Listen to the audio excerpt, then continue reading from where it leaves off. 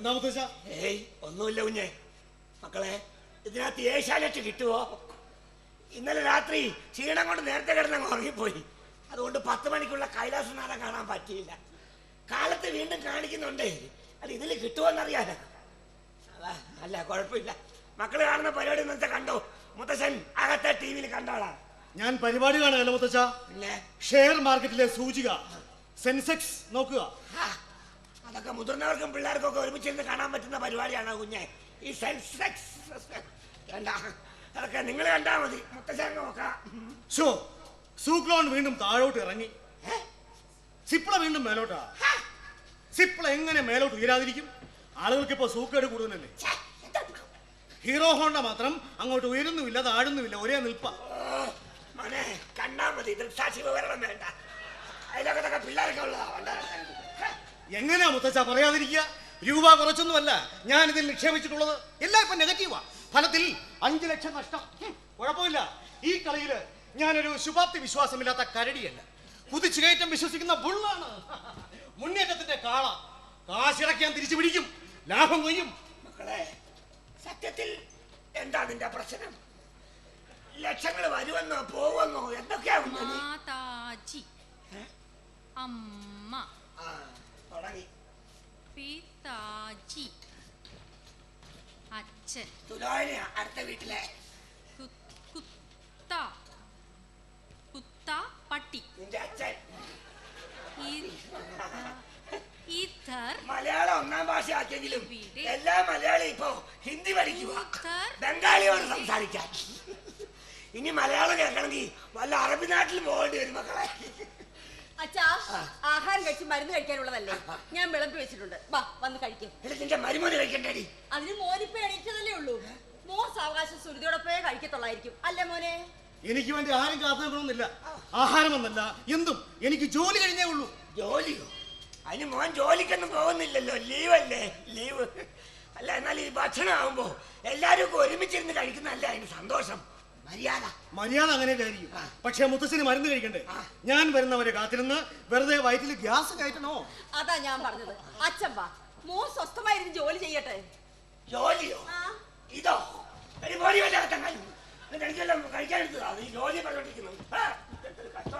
സുനിത കുളിക്കുക. അത് കഴിഞ്ഞ് അവള് കാപ്പിയായി വരുവേ. Hello, share വെൽത്തിലെ സുധിയല്ലേ? സൂക്ലോണ്ട് അവസ്ഥ വളരെ മോശമാണല്ലോ. നമുക്കിത് വിൽക്കാം. ഓർക്കിഡ് കെമിക്കൽസിൽ നേരിയ പ്രതീക്ഷ കാണുന്നുണ്ട്. ഓർക്കിഡിന്റെ ഒരു 5 ലോഡ് എനിക്ക് വേണം. 5 ലക്ഷത്തിന്റെ ചെക്ക് ഇന്നല്ലെങ്കിൽ നാളെ ഞാൻ എത്തിക്കാം.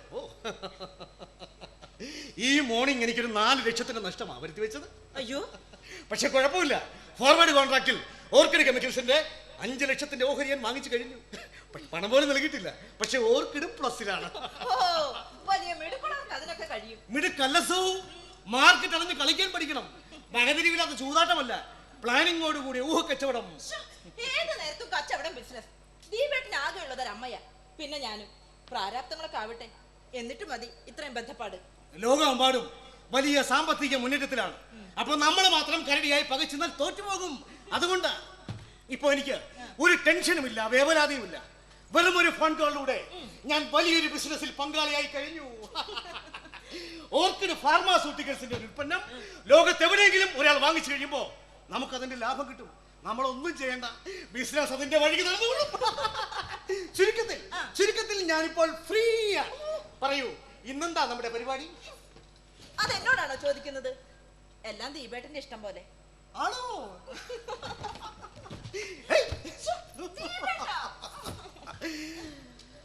അങ്ങനെയാണെങ്കിൽ നമുക്ക് ബ്രേക്ക്ഫാസ്റ്റ് കഴിച്ചാലോ? റെഡി ആയിട്ടൊന്ന് അമ്മ പറയുന്ന കേട്ടു. ഓ, അങ്കിൾ ബ്രഷ് ചെയ്യൽ തന്നെ നടക്കട്ടെ.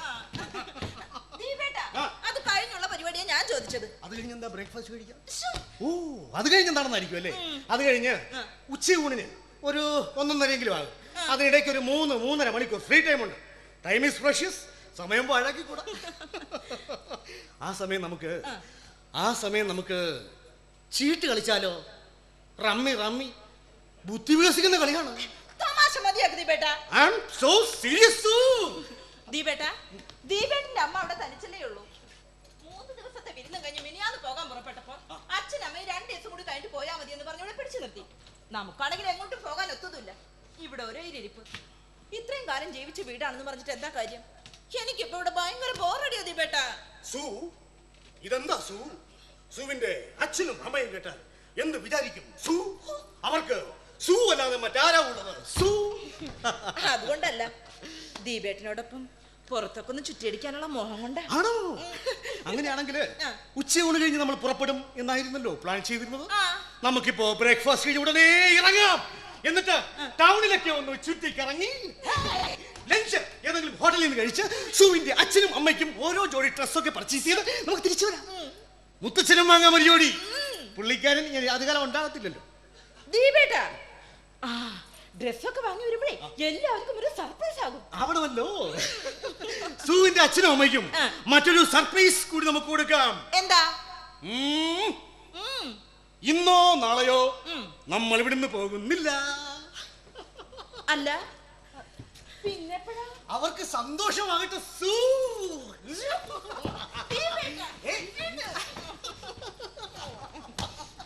നമുക്ക് പോയി ബ്രേക്ക്ഫാസ്റ്റ് കഴിക്കാം. എന്നിട്ട് ബ്രഷ് ചെയ്യേണ്ടതല്ലേ?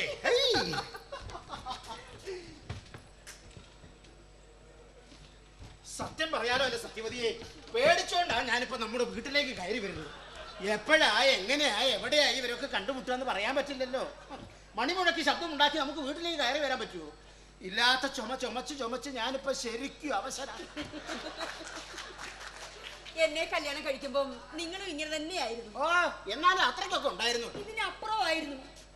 പിന്നെ അല്ലേ കണ്ണി പിടിക്കാണ്ടായത്. എടീ, നിന്റെ മുഖത്തിന് തീരെ പിണക്കം ചേരുക. ഈ മുഖത്തെപ്പോഴും ഒരു വെയിൽച്ചിരി കാണാനാ എനിക്കിഷ്ടം.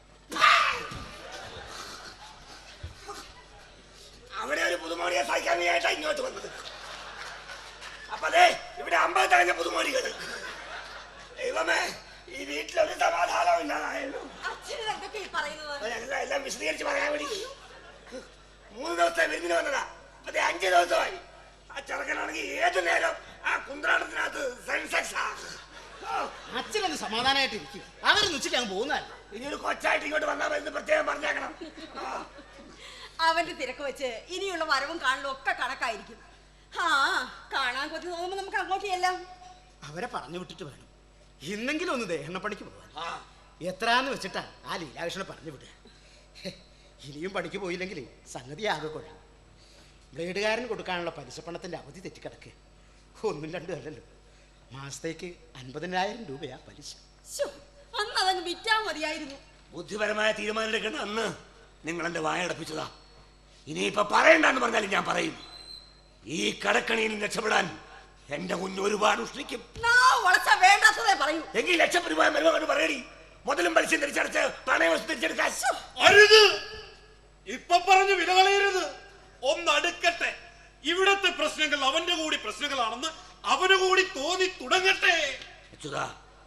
ഇവന്റെ വാക്ക് കേട്ട് നീ എന്നിറങ്ങി പുറപ്പെട്ടോ അന്ന് തുടങ്ങി നിന്റെ കഷ്ടകാലം. എന്റെ വാക്ക് കേട്ടിട്ട് എന്താ നിങ്ങൾക്കൊരു നഷ്ടം ഉണ്ടായത്?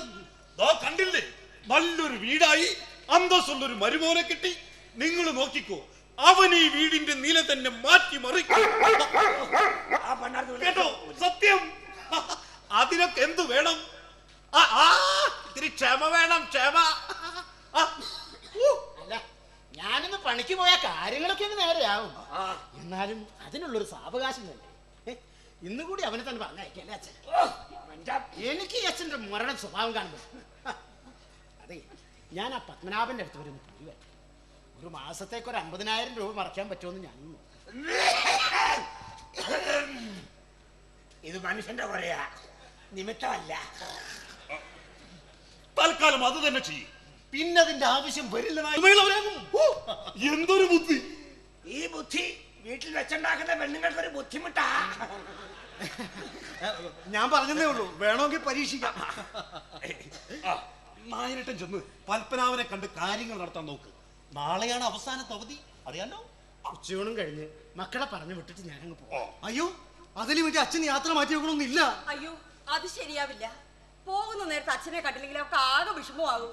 ഇനി എന്നാണെന്ന് കരുതിയ ഇങ്ങോട്ട്? എന്താ? അല്ല, മോൻ വലിയ തിരക്കുള്ള ആളല്ലേ, ഇനി എന്നാണെന്ന് കരുതിയ ഇങ്ങോട്ട്? ഷോ, നിങ്ങൾ എന്നെ കുറിച്ച് ഇങ്ങനെയാണോ മനസ്സിലാക്കിയത്? മകളെ പിരിയുന്നതിൽ നിങ്ങൾക്കുള്ള ബുദ്ധിമുട്ട് എനിക്കറിയില്ലേ? അച്ഛൻ ധൈര്യമായിട്ട് പോയിക്കോ. ഞങ്ങൾ ഇവിടുന്ന് പോകുന്ന പ്രശ്നമേ.